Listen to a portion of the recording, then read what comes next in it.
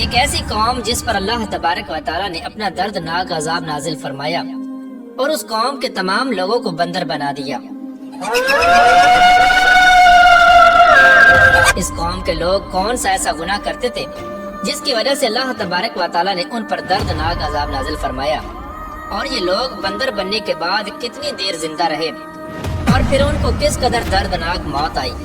جب یہ لوگ بندر بن گئے تو یہ لوگ اپنے عزیز و اقارب کو دیکھ کر ان سے کیا کہتے تھے، اور کیا آج کے دور میں پائے جانے والے بندر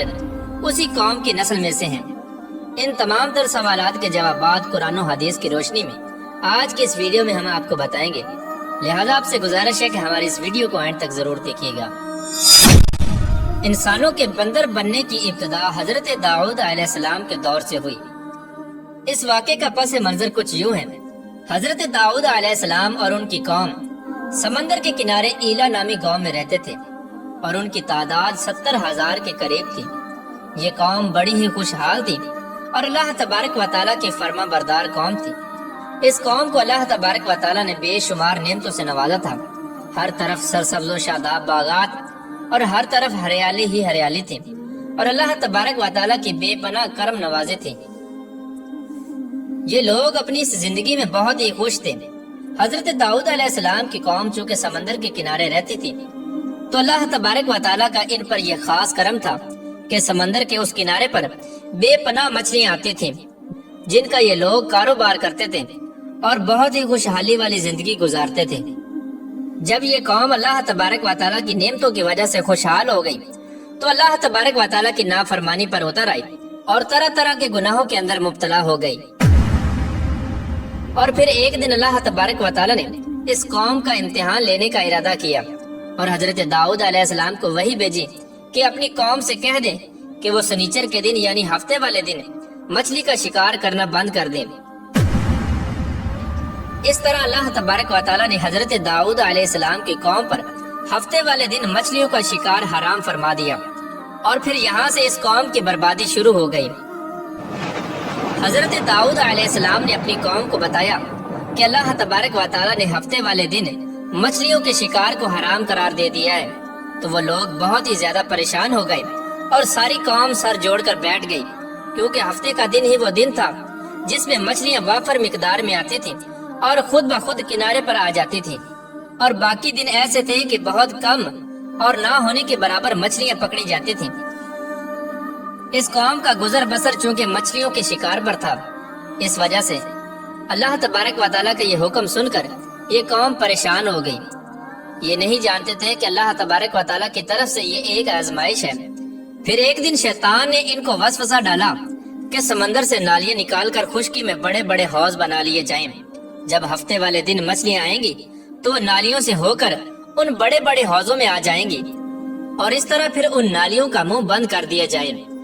اور پھر اگلے دن یعنی اتوار والے دن ان کو پکڑ لیا جائے۔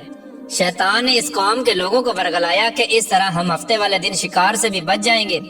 اور مچھلیاں بھی ہاتھ آ جائیں گی اور وہ بھی پکڑی جائیں گی۔ بہت سے لوگوں کو یہ ہلا بازی اچھی لگی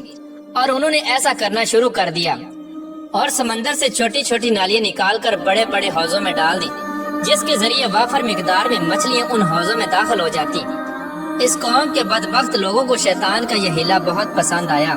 لیکن اس قوم نے یہ نہ سوچا کہ جب مچھلیاں سمندر سے حوض میں آ کر قید ہو گئی تو پھر مچھلیوں کا شکار ہی ہو گیا، اس لیے یہ شکار بھی ہفتے والے دن ہی قرار پایا جو اللہ تبارک و تعالیٰ نے حرام قرار دیا تھا۔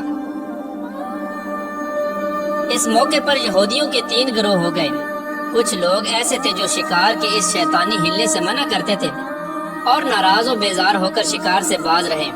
اور کچھ لوگ اس کام کو دل سے برا جان کر خاموش رہے، لیکن انہوں نے شکار نہ کیا اور دوسروں کو منع بھی نہ کرتے تھے،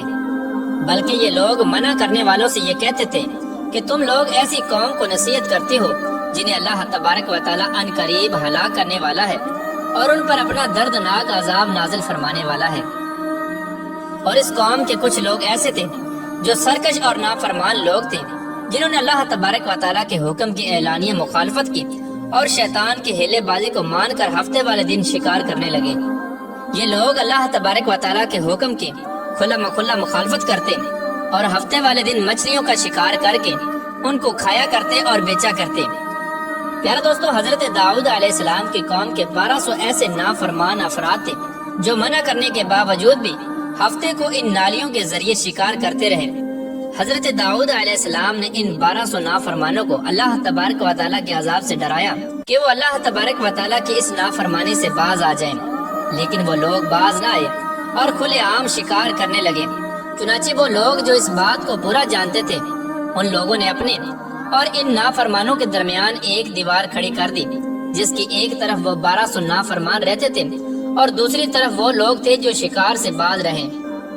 حضرت داؤد علیہ السلام نے اپنی اس قوم کے نافرمانوں کو بارہا سمجھایا، لیکن یہ لوگ اپنی نافرمانی سے باز نہ آئے اور اسی طرح اللہ تبارک و تعالیٰ کی نافرمانی کرتے رہے اور شکار کرتے رہے۔ پھر ایک دن حضرت داؤد علیہ السلام نے غضبناک ہو کر شکار کرنے والوں پر لعنت فرما دی۔ اس کا اثر یہ ہوا کہ ایک دن خطا کاروں میں سے کوئی بھی اپنے گھر سے باہر نہ نکلا۔ یہ منظر دیکھ کر کچھ لوگ ان کی دیواروں پر چڑھ گئے تاکہ معلوم ہو سکے کہ وہ لوگ کس حال میں ہیں۔ جب ان لوگوں نے ان نافرمانوں کو دیکھا تو وہ سب کے سب بندر کی صورت میں مسخ ہو چکے تھے۔ اللہ تبارک و تعالیٰ نے ان کی نافرمانی کی وجہ سے ان پر اپنا دردناک عذاب نازل فرمایا اور ان کو انسانوں سے بندر بنا دیا۔ جب لوگ ان مجرموں کا دروازہ کھول کر ان کے گھر میں داخل ہوئے تو وہ بندر اپنے رشتہ داروں کو پہچانتے تھے اور ان کے پاس آ کر ان کے کپڑوں کو سونگتے تھے اور زاروں کی طرح روتے تھے، لیکن وہ کچھ بول نہ سکتے تھے۔ اللہ تبارک و تعالیٰ کے ان نافرمان بندر بن جانے والے لوگوں کی تعداد 12,000 تھی۔ ان 12,000 لوگوں نے اللہ تبارک و تعالیٰ کی نافرمانی کی اور اللہ تبارک و تعالیٰ نے ان کو بندر بنا دیا، جس طرح کہ اللہ تبارک و تعالیٰ سورہ بقرہ میں ارشاد فرماتا ہے، اور بے شک ضرور تمہیں معلوم ہے تم میں کہ وہ جنہوں نے ہفتے میں سرکشی کی تو ہم نے ان سے فرمایا کہ ہو جاؤ بندر دھتکارے ہوئے۔ اس طرح حضرت داؤد علیہ السلام کی قوم کے 12,000 نافرمان بندر بن گئے۔ یہ لوگ 3 دن تک زندہ رہے اور اس دوران یہ کچھ نہ کھا سکتے تھے اور نہ ہی پی سکتے تھے، بلکہ یوں ہی بھوکے پیاسے سب کے سب ہلاک ہو گئے اور 3 دن کے اندر سب کے سب مارے گئے۔ اور وہ لوگ جو ان نافرمانوں کو اللہ تبارک و تعالیٰ کی اس نافرمانی سے منع کرتے تھے، اللہ تبارک و تعالیٰ نے ان کو اس عذاب سے سلامت رکھا، اور وہ لوگ جو اس شکار کو برا جان کر خاموش رہتے تھے، اللہ تبارک و تعالیٰ نے ان کو بھی اس عذاب سے سلامت رکھا۔ پھر دوستو، بات کرتے ہیں کہ آج کے دور کے بندروں میں سے کیا کوئی بندر ان کی نسل میں سے بھی موجود ہے، یا آج کے دور میں پائے جانے والے بندر انہی بندروں کی نسل میں سے ہیں؟ اس کے متعلق روایات میں آتا ہے کہ حضرت عبداللہ بن مسعود رضی اللہ تعالیٰ عنہ سے روایت ہے کہ حضور پاک صلی اللہ تعالیٰ علیہ وآلہ وسلم سے کسی نے سوال کیا کہ آج کے بندر کیا حضرت داؤد علیہ السلام کی قوم سے ہیں؟ تو حضور نبی کریم رؤوف الرحیم صلی اللہ تعالیٰ علیہ وآلہ وسلم نے ارشاد فرمایا کہ اللہ تبارک و تعالیٰ جس قوم پر عذاب بھیجتا ہے یا ان کی شکلوں کو مسخ کرتا ہے تو یہ عذاب انہی پر ہوتا ہے جن پر وہ عذاب نازل ہوا تھا، اور اس کے بعد اللہ تبارک و تعالیٰ ان لوگوں کو ہلاک کر دیتا ہے اور ان کی آگے نسل نہیں بڑھتی۔ اس لیے یہ بات غلط ہے کہ کچھ لوگ یہ سوچتے ہیں کہ آج کے بندروں میں بھی حضرت داؤد علیہ السلام کی قوم کے بندر بننے والوں کی نسل موجود ہے۔ ایسا کچھ بھی نہیں ہے۔ وہ لوگ صرف اور صرف 3 دن زندہ رہے اور اس کے بعد سب کے سب ہلاک ہو گئے، اور اللہ تبارک و تعالیٰ نے اس قوم کے نافرمانوں کو صفحہ ہستی سے مٹا